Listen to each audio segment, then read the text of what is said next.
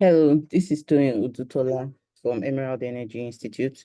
I want to walk you through how to prepare for your external defense because I've been getting a lot of questions and I felt instead of, giving the answers repeatedly to each student, I can put the information out in this video and your set can use it and future students can also use it. So, but at the end of this video, if you still have specific questions that were not addressed in this video, please feel free to reach out to me and I'll be happy to help you. So these are the stages of presentation which you have gone through at Emerald Energy Institute. You've done proposal defense, and then you did your academic board proposal defense. You did your progress reports. You did your mock presentation. You did your academic board presentation. And then the PhD students went to graduate school for their presentation. And then the external defense is where you are now. And the external defense is for the MSc and PhD students. I'm sure most of you are wondering, after all this hard work we've done, are we still having to do, are we still required to do anything more after the external defense? And my answer is yes, you'll be doing some things, but this external defense is actually your last presentation that you'll be presenting at Emerald Energy Institute. So what you've been needing to do after the external defense is make the corrections from the external defense. Okay, and most times the corrections are in two forms. You have correction from the School of Graduate Studies representatives at your defense, and then you also be having corrections from the external examiner. And then after that, you'd put together the final corrected copy in with the hardback, and then some graduate school formalities, and you'd get your success letter and your statement of results, and eventually you wait for convocation. Now, this is to guide you on how to prepare for your external defense.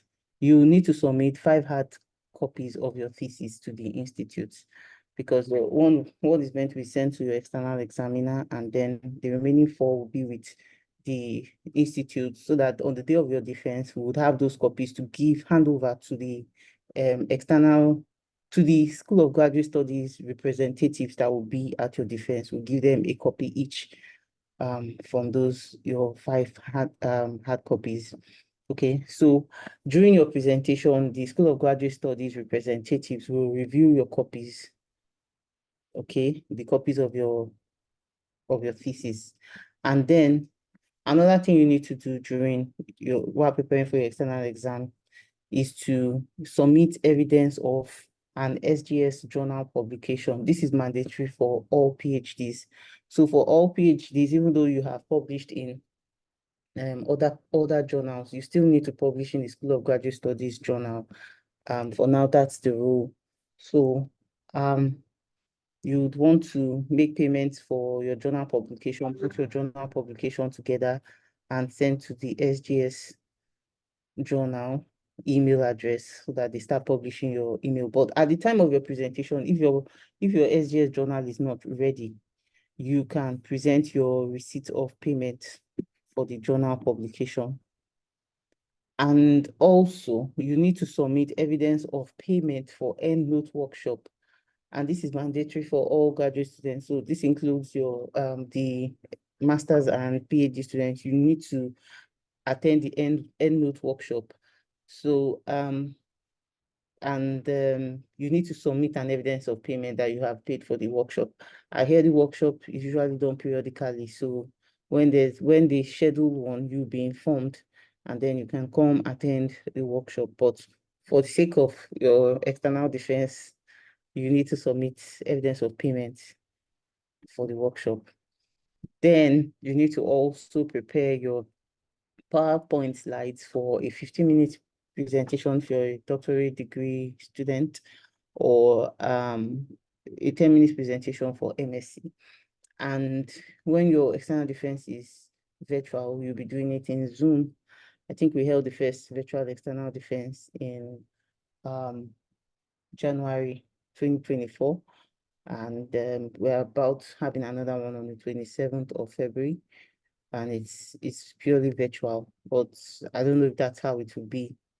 I don't know if that's going to be the trend, but this is the plan for those that are doing it virtually. Then after your 15 minutes presentation or 10 minutes presentation, you need to prepare to respond to questions from the examiner. Now, one thing you should understand is that the external examiner has copies of your work. I mean, I sent your work to the external examiner about a month ago.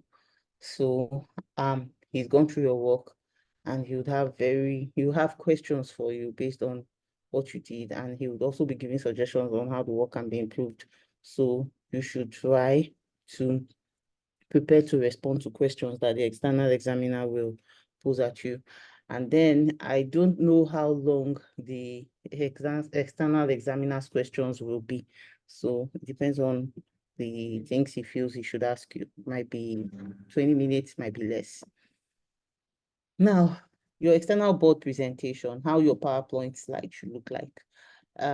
You've seen this slide before. You need to input your research topic, your surname, first name, another name, then your bachelor's degree, the school you got it, put it in bracket, MSc, school you got it, put it in bracket, then put your matriculation number presented for external defense, University of Port Harcourt, and then you put your supervisor's name and include the month and year. Your abstract, you're going to put your abstract here as the first thing after your title page, and your abstract should be about 300 words or less, and it's just a single paragraph. So I'm not expecting you to put more than a single paragraph in your abstract. Also, do not read your abstract during your presentation. Just say, here's the abstract, and then you move to your outline. And your outline is the same that you use during your academic board presentation. So it's just the same information. The only thing you would change is if you're giving some suggestions during your academic board presentation, you would want to include those suggestions in your external, sorry, for masters, that was your last presentation, your academic board presentation. So if you are giving some areas to improve on, make sure you include those things in this presentation that you're about having. And then for PhDs, your last presentation was the School of Graduate Studies. If there were things that they recommended you should do, make sure you do those things before this presentation, but this should be how your outline looks like.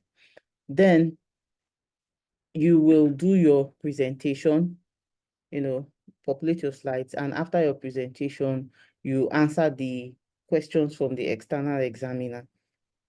So that's about presentation for your external exam. Then at the end of your presentation, 2 or 3 days after, you will get a mail from my team, and in the mail, it will include corrections from the School of Graduate Studies representative, and it will include corrections from the external examiner.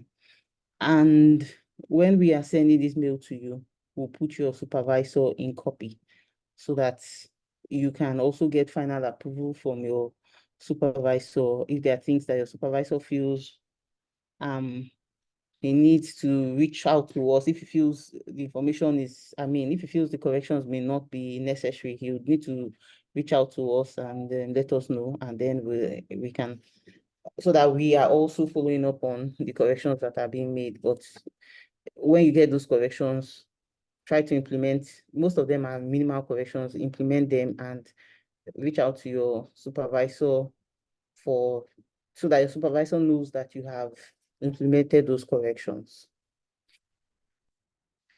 And then when you are done with those corrections, you now have to print your final corrected copy, and you need to print 5 copies of your thesis. This is not the EEI color. The EEI color, I think, is orange, but I'll find out and leave a footnote in this video. Because I think EEI is associated with the Faculty of Engineering, so it should be an orange colored back. But again, like I said, I would confirm. So you need to print 5 copies of this, and then you would also need to get your supervisors to sign all 5 copies.